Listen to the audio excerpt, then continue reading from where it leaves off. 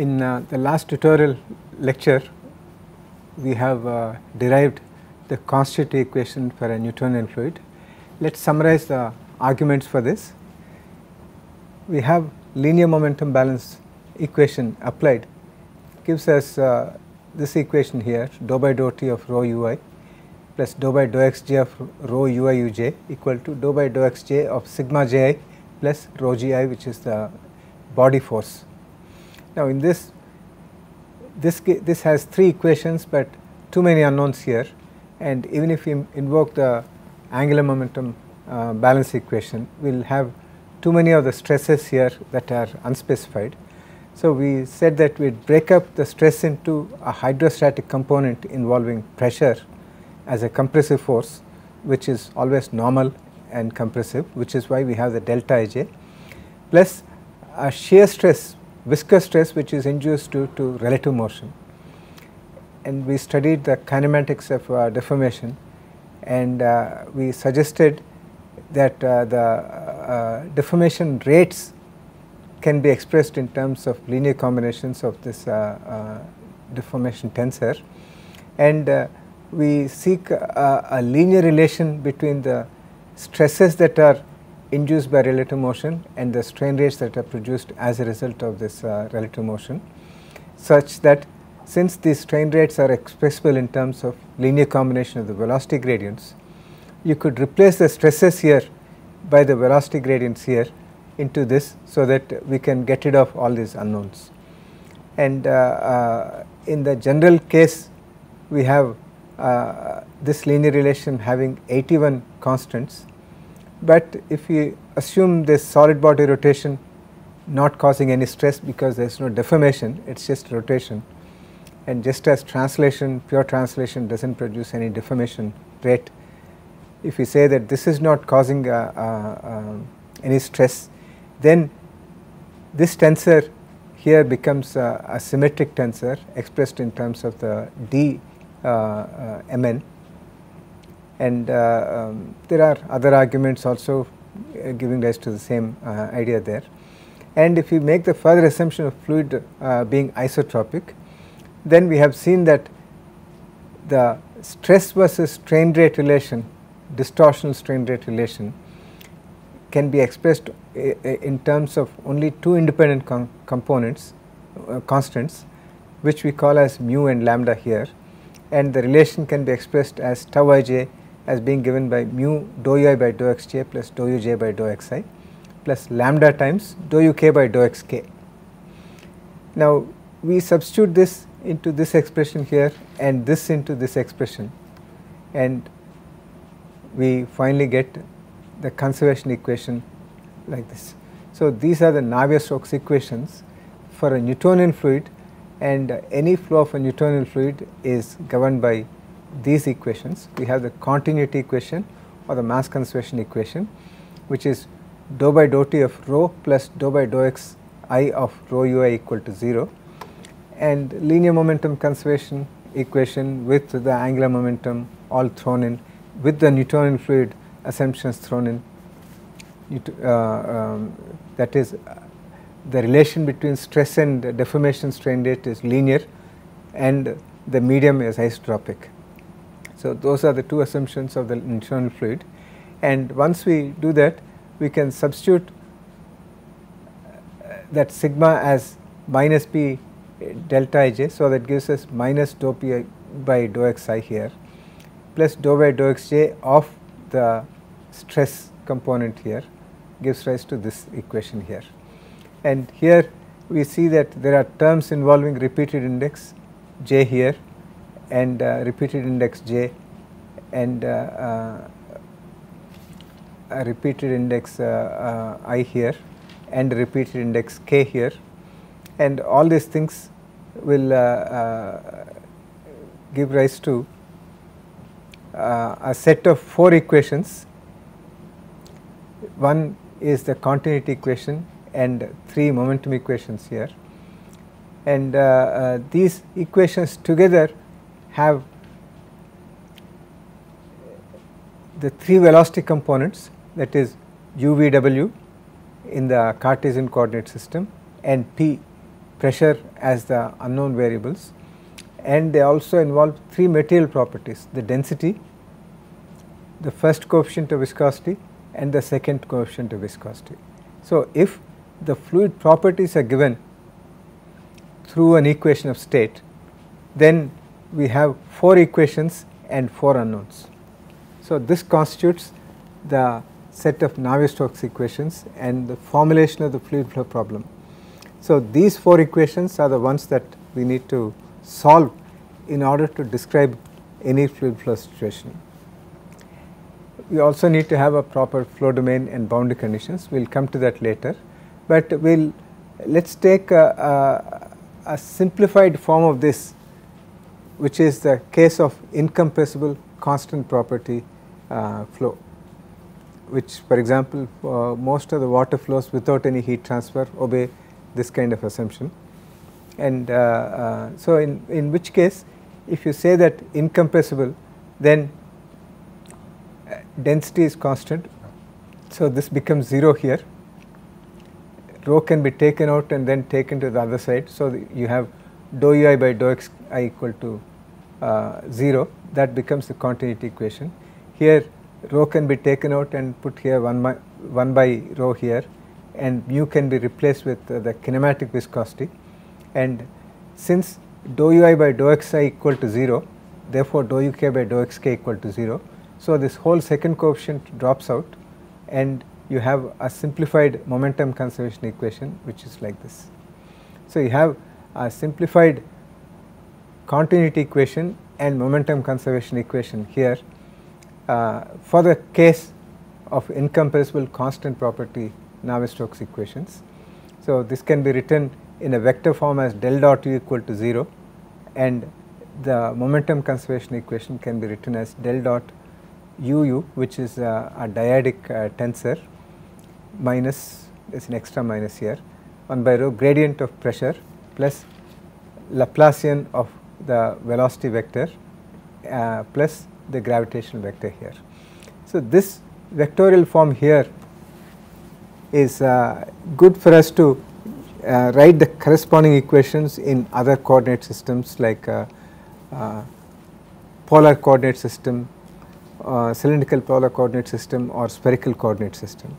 And you can go to standard textbooks to have the definitions of the divergence operator and the del square operator and the gradient operator to rewrite this in any orthogonal coordinate system that you fancy or that is applicable for a specific problem.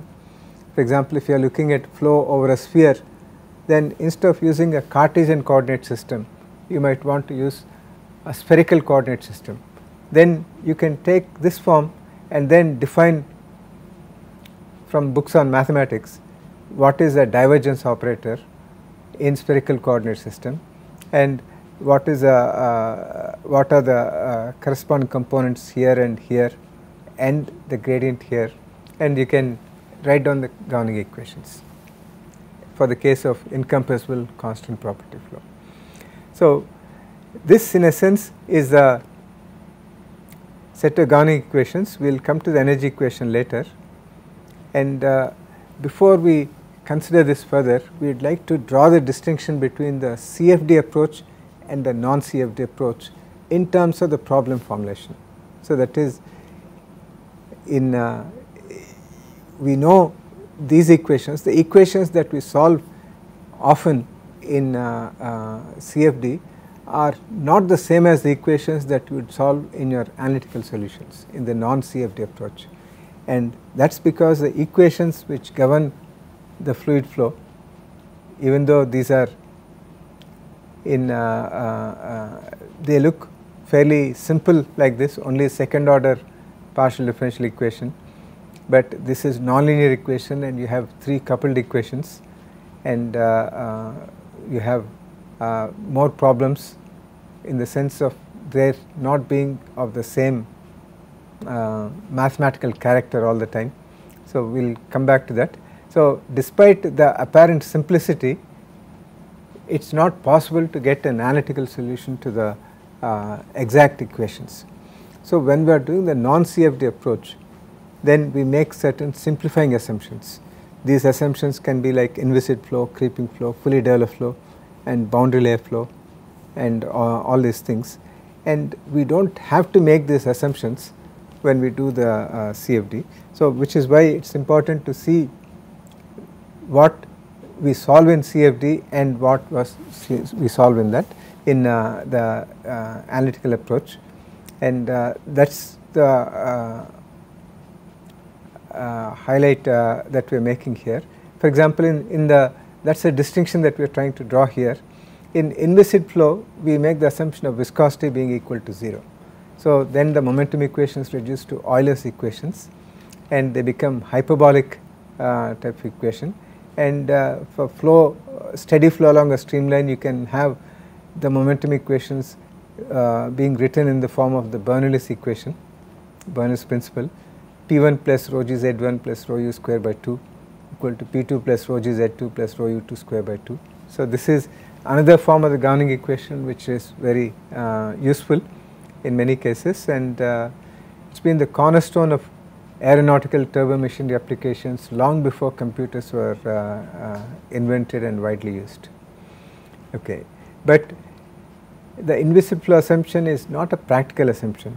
For example, in many cases, you have the most famous of this is the D'Alembert's paradox, which means that if you have inviscid flow, then you cannot have any drag force for flow over a sphere, and similarly the coefficient discharge from an orifice will be equal to 1.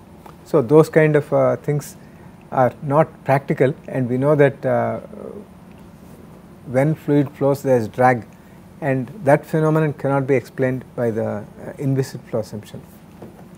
Another assumption that we make is the creeping flow assumption, and here we are assuming that the Reynolds number is much less than 1, so that the convective terms are set to 0 and equations reduce to transient or steady diffusion, and these are primarily parabolic or elliptic in nature, and you have some analytical solutions. For example, Stokes' law for a drag coefficient over a sphere is expressed in terms of 24 by Reynolds number, and heat transfer from a sphere to stagnant surroundings. So, you have certain analytical results which are useful, but these are useful in some special circumstances, that is Reynolds number much less than 1. So, these are not valid for Reynolds number greater than 1, and Reynolds number greater than 1 is not such an unusual thing. For example, the critical Reynolds number at which laminar to turbulent transition takes place for a sphere, for flow over a sphere, is a Reynolds number of something like 2 lakhs, 200,000, not 2,100, not 2,300, not 1,000, it is 200,000. Okay. So, whereas this relation here, the Stokes' law assumption, is valid for Reynolds number less than 1. So, in many cases we cannot make use of this. Another assumption that we often make in order to get some insight into fluid flow is the fully developed flow assumption. So, gradients in the flow direction except for driving forces such as pressure, temperature and concentrations, we say that the gradients are 0 of other quantities, and the gradients of these quantities are constant. Okay. So, that we reduce the problem to one dimensional flow, and you have only one non-zero velocity component, and you have an elliptic character of the equation, we will come back to that, and you have quasi flow in a pipe for which you have a friction factor which is defined, which can be obtained as 16 by Reynolds number, where the friction factor here is defined as the shear stress divided by half rho u square, where u is the average velocity. And you also have the convective heat transfer coefficient expressed in terms of Nusselt number is 4.364 for a wall heat flux constant and 3.65 for a temperature, wall temperature constant cases. So, you can get these useful relations, but these are valid for laminar flow and only for the case of fully developed flow. If you have developing flow, then this is not valid. Okay. So, you also have certain relations for turbulent flow, but these are not valid for short ducts or non-straight ducts, which is often the case.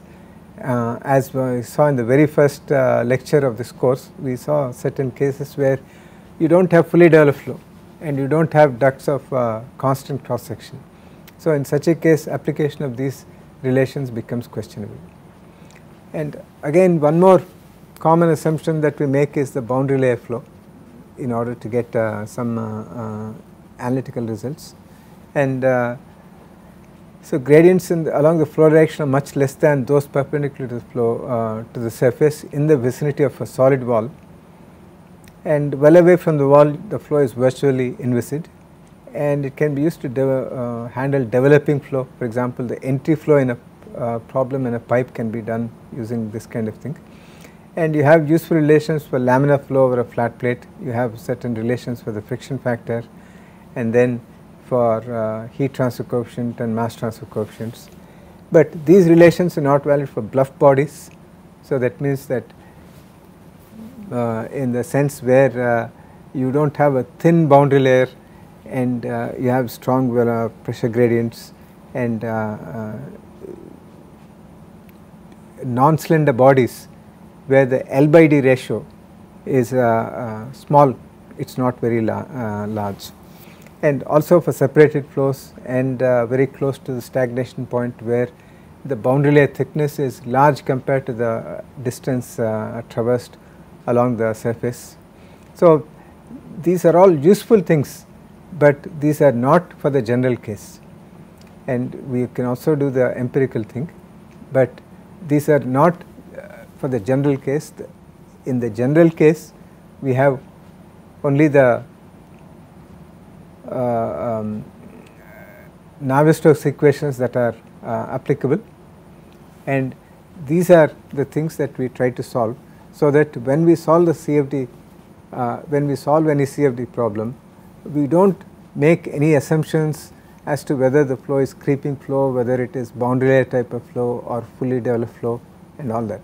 These things come in the specification of the flow domain and the boundary conditions, which we will see later on, and we specify those boundary conditions and we identify the flow domain. If the flow happens to be creeping flow because the velocity that is specified is small, then the creeping flow solution will emerge from your CFD calculations. And if the flow velocity is high and there is a boundary layer type of behavior is expected, then your CFD simulation will show a boundary layer type of flow solution. If you were to draw the velocity profiles, you will see that the velocity gradients are very large close to the wall, and away from the wall they are very small. You do not have to make the assumption of boundary layer, you do not have to identify the thickness, you just have to specify the boundary conditions and identify the flow domain. So, we do not make these assumptions, we start with the flow governing equations and then we solve this. So, that is the important point that I want to mention here, that when we are doing the CFD, we solve the fundamental equations, which is a conservation of mass, momentum, and we will see later on energy equation, without any assumptions. Okay. So, that gives the strength of argument for the goodness of a CFD solution, whereas if we have to make any assumption about creeping flow or develop flow and all that, then we need to have very low velocities in the case of creeping flow and very long ducts in the case of the same cross section in the case of fully developed flow. Those things are not found in practice, and so those assumptions are defeating when you want to apply to practical case, but we do not have that limitation with CFD. Now, but the equations that we have derived are not universally always valid. So, that is another important point that we have to bring out, keep in mind when we apply these equations. And one of the simplest assumptions, situations where the CFD equations that we are writing down, the Navier-Stokes equations that we are writing down can be questioned is for non-Newtonian fluids. We have made an assumption of a linearity between shear stress and the shear rate or the strain rate, shear strain rate, and so that is the linear assumption. But there are a number of fluids which exhibit a nonlinear variation.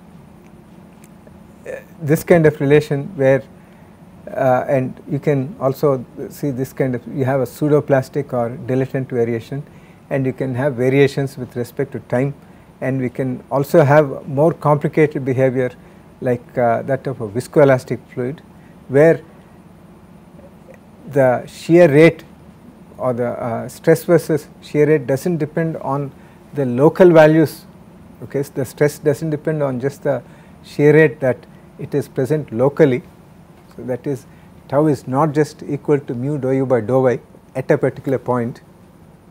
Okay, tau at a particular point xy is not equal to mu dou u by dou y at xy, but it also depends on the previous history, time history of the deformation that the fluid element has gone through. When we say previous history, we can only handle short distances, short memory kind of things, but it exhibits therefore a solid like behavior and a fluid like behavior, and these are called viscoelastic fluids. And so that is a much more complicated modeling that is required for this. So those kind of non-Newtonian fluid behavior is something that our equations that we are solving in this course are not applicable. So there are also other cases like flow through porous media in which the equations that we have derived are not applicable, because part of the flow domain is occupied by the solid, only part of it is available for flow, and even then you do not have a simple straightforward flow through that. You can have interconnected pores of varying cross section and all that. So that requires a special treatment, and that treatment is not there in the equations that we have derived. For example, and similarly grid movement calls for extra terms which are related to the velocity of the grids. So there again these equations in the form that we have derived are not applicable. Turbulent flow is a very special case where we are getting chaotic type of flow behavior from the deterministic equations that we have derived, and so there is a lot of theory behind that, and then we have to have special forms of equation for that. Similarly, when we have multi-phase flows, when we do not have a single fluid, single phase, but two phases, then again we have some special considerations that come into picture. So all these practical cases, in all these practical cases, we have to have an extended set of equations, and the equations that we have derived are not any longer fundamental. So what we claim as fundamental equations are essentially fundamental under certain special cases, but these are generic enough that the solution of these is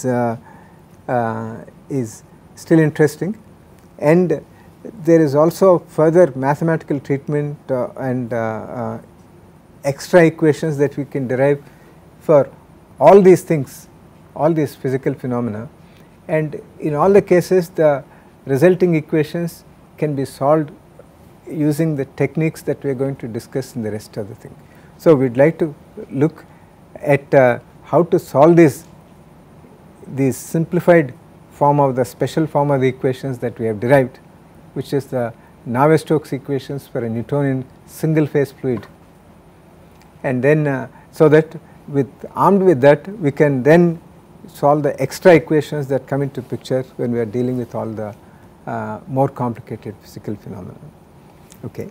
So the objective of this lecture, this part of the module, is to formulate the problem or the mathematical problem for especially derive the fundamental equations that we are going to solve for the rest of the course, and these fundamental equations are applicable for single phase laminar flow of a Newtonian fluid.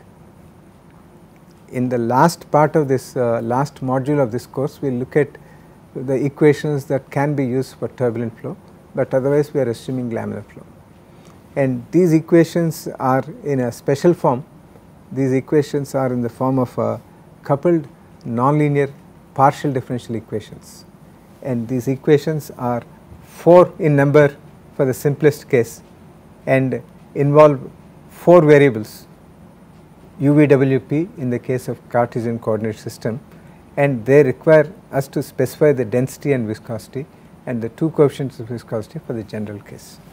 So, with these things we can go into solution of the equations, but before we do that we would like to bring in the considerations about the boundary conditions and initial conditions, because we have these are partial differential equations. So, the mathematical problem is not complete without specification of the boundary and initial conditions. And we would also like to look at allied phenomena which go along with the fluid flow, and the allied phenomena are the heat transfer, the mass transfer, and the chemical reactions that are usually of interest to practicing engineers. Okay, it may be if you are looking at flow over a car, then the equations that we have derived are sufficient for very low velocities, but for higher velocities we have turbulence, and turbulent flow equations are extra things. But if you are looking at flow of inside a car, and if you are looking at how the air conditioner works and all that, then you are bringing in mass transfer. Okay, you need to be able to solve those kind of things. If you are looking at what is happening inside the piston and how the fuel that you are putting into that is combusting and then producing power, which is generating power to drive the wheels and then all that kind of thing, then you have to consider also the chemical reactions. So, we are going to look at the mathematical formulation for flows with heat transfer, with mass transfer, and with chemical reactions, just the very framework of this, so that we have the basic ideas that are coming in. And then we will briefly look at the boundary conditions and what we mean by a well posed mathematical problem, where we have a set of equations, enough number of equations for the number of variables that are coming, and the appropriate initial and boundary conditions which will give us a unique solution. So, those are the things that we are going to discuss in the second week of the second module dealing with governing equations.